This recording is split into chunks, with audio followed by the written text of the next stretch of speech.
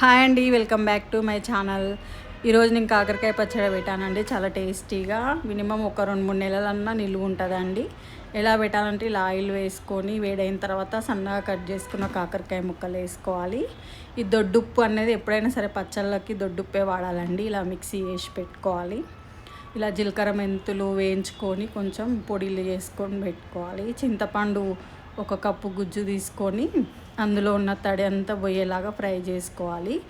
అందులోనే 1 స్పూన్ బెల్లం కూడా వేసుకోవాలండి.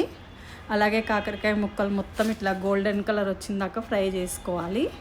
అదే ఆయిల్లో ఇలా పోపు దినుసులు వేసేయాలండి. జీలకర్ర మెంతులు ఎండుమిర్చి ఇవన్నీ వేసుకోవాలి.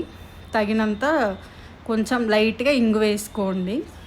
లైట్గా ఇంగు వేసుకున్న తర్వాత 1 కప్పు బౌల్ తీసుకొని అందులో జీలకర్ర మెంతుల పొడి, 1 కప్పు కారము, ఉప్పు, వెల్లుల్లి పేస్టు, కారము, పసుపు ఇవన్నీ యాడ్ చేసి మంచిగా కాకరకాయ ముక్కలకు పట్టేలాగా బాగా కలుపుకోవాలండి.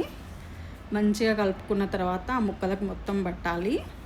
చింతపండు గుజ్జు ఉంది కదండి, అది కూడా కాకరకాయలకు మొత్తం పట్టిన తర్వాత మన చల్లారిన పోపు ఉంటుంది కదండి, అది ఆయిల్ అది వేసుకొని మంచిగా ముక్కలకు అంతా కలిసేలాగా బాగా కలుపుకోవాలండి. ఇలా కలుపుకొని ఒక నైట్ అంతా అలాగే పెట్టేసేయాలండి. నైట్ అంతా అలాగే పెట్టి మార్నింగ్ ఒక డబ్బాలకు వేసి ఇట్లా పెట్టుకున్నాం అనుకోండి, చాలా టేస్టీ కాకరకాయ పచ్చడి అండి. చాలా బాగుంటుంది వేడి వేడి అన్నంలో తింటే.